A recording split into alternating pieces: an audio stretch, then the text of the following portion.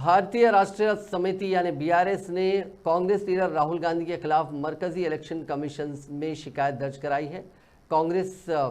BRS ने Congress leader Rahul Gandhi के खिलाफ मरकजी इलेक्शन कमीशन में ये शिकायत की है कि राहुल गांधी ने अपने हालिया दौरे के दौरान इंतखाबी कवायद की खिलाफ वर्जी की है। 6 मार्च को तुक्कुगुड़ा के जलसेआम में राहुल गांधी ने बगैर कोई सबूत फराहम किए टेलीफोन टैपिंग केस का बेबुनियाद हवाला दिया और उनकी पार्टी के खिलाफ सख्त कार्रवाई का मुतालबा किया।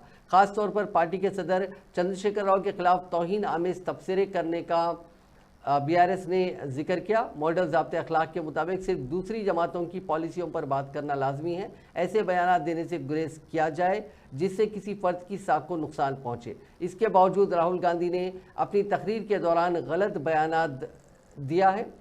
मरकजी इलेक्शन कमीशन को भेजे गए खत में पार्टी ने तशवीश का इजहार किया कि राहुल गांधी के रिमार्क्स केसीआर को टेलीफोन टैपिंग से जोड़ते हैं और केसीआर पर इस वक्त की रियासती हुकूमत और पुलिस इंटेलिजेंस के साथ बदसलूकी का इल्ज़ाम लगाते हैं। बीआरएस ने मरकजी इलेक्शन कमीशन पर जोर दिया कि राहुल गांधी के उन बेबुनियाद इल्ज़ामात के खिलाफ फौरी कार्रवाई करें और माली फ़ायदे के लिए हज़ारों लोगों के फ़ोन टैप करने के लिए पुलिस निज़ाम का गलत इस्तेमाल करने का जो बेजा इल्ज़ाम लगाया गया है, इसके खिलाफ फौरी कार्रवाई की जाए। మహబూబ్నగర్ లాంటి జిల్లాలో 50% తెలంగాణలో 50% పోలీసులకు ఇచ్చేటవి సరెండర్లు కానీ డిఏలు కానీ